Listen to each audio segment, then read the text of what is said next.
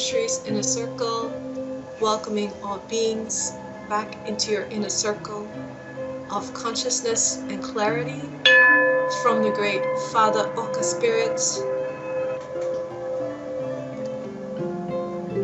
It's been close to a month now that I have embarked on a no meat diet once again. I do eat the occasional seafood from time to time, but I have stopped eating meat.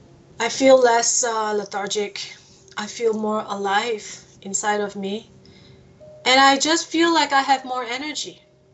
And I just realized, because I do cook for the family, that whenever we make meat products, that's just a whole lot of oil, whether it's from the marinade that comes with the meat, just the fat from the tissues of the meat. And I'm grateful that I'm not putting all that into my body. Since I had a very striking dream maybe 2 months ago. In that dream, I was being told from a butcher who's German. But the German butcher told me that, you should really eat this pork. And I go like, why is this pork so amazing? That's what he said. He said it's so amazing because the animal, the pig, died in pure fear. I'm like, oh boy. And he said, yeah, because see, and then in my dream, I saw the diaphragm in three-dimensional form. Well, when the pig died, there was this release of carbon dioxide. I saw a lot of these air molecules, these molecules within the diaphragm. There was no tissue, it was just the bone. And then I saw these beautiful, it's true, these beautiful blue like atoms, molecules floating around. And he said, well, these then crystallizes the meat in fear, and that's what tastes good. After I had that dream, I drew it out. I felt like the animal died in fear. And that was it. Like, I drew it and I felt really sad for the animal. But I didn't make a switch to my diet until I was sick last week. The whole of last week, I was super sick. And while I was super sick, I couldn't do anything. The whole weekend was just lying in bed. A German documentary, highly recommend, it's DW, and talked about the reality of the meat industry and the impacts on human health for eating meat. Live pigs were brought into the abattoir, but they were not killed instantly because they were panicking and they didn't want them to panic. So they were left there for a week or two, and then they were brought into these gas chambers. There were these elevators that the pigs went into, and it was being they were brought down, this elevator. They were all squeezed into the elevator. It was sheer terror and fright from the pigs. They knew something dreadful was going to happen. And it said that a lot of carbon dioxide was being pushed into that elevator to gas them out. And that effect of the carbon dioxide, the overdose of carbon dioxide, meant that the pigs would then suffocate to death. And then they showed the footage, because it's a documentary, right?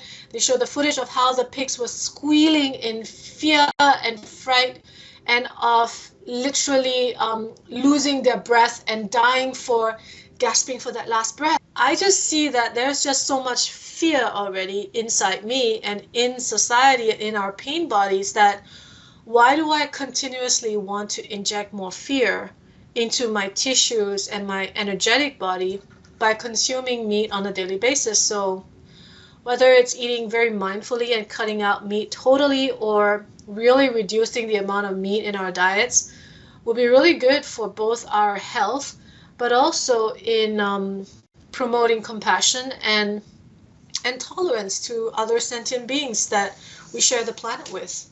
It's really a challenge for me in terms of eating, taking care of my body and reclaiming back the health in my body, instead of just taking a very passive, oh yeah, I want to have a nice body, yes, I want to be healthy. But I do see how we mindlessly eat so often, and how we eat our emotions. There's a lot of emotions I feel that's happening in this buccal area, this whole mouth and throat. And when I was sick last week, it was this horrible cough. Um, I felt this lump in my throat for a week, eventually left.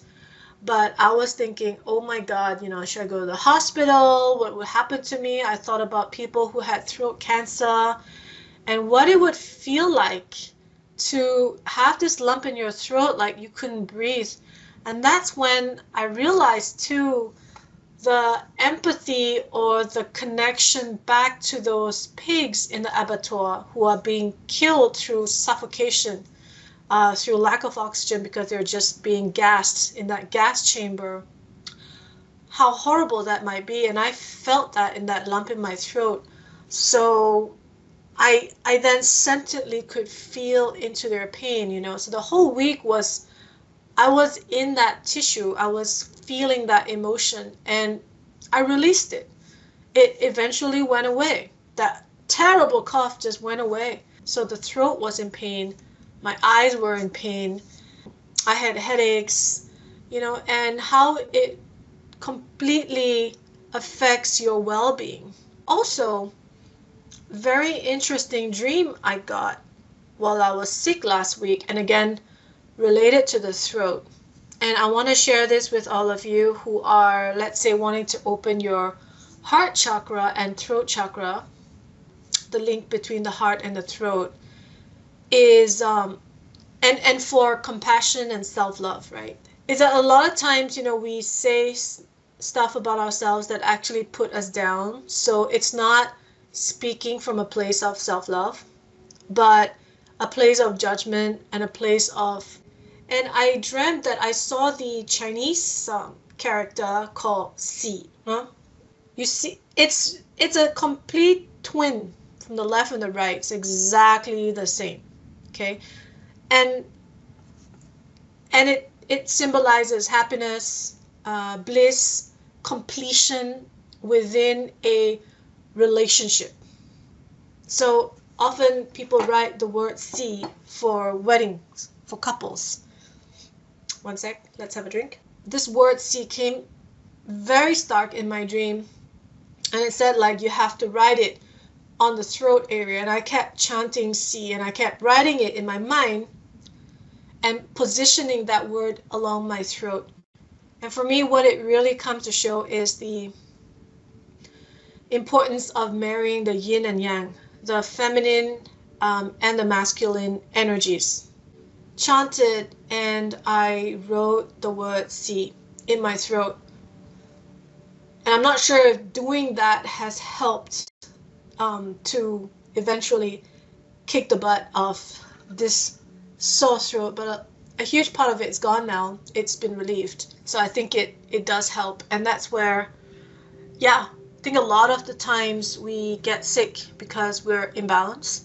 And a huge part of the balance that we get is on what do we feed our bodies, whether it's our physical body, what do we put in our mouths, or our emotional, mental bodies, what do we think about, what are we, reflecting on, what are we saying, our intentions, and what are we looking at, right? What are we reading? Who are we talking to? All these are food for our mental, emotional, and physical bodies. So it can help to nourish, or it could be toxic. That's my message that I wanted to share. And I'm going to sign out for now. So until the next time, lots of love. Shri's in the circle. Bye.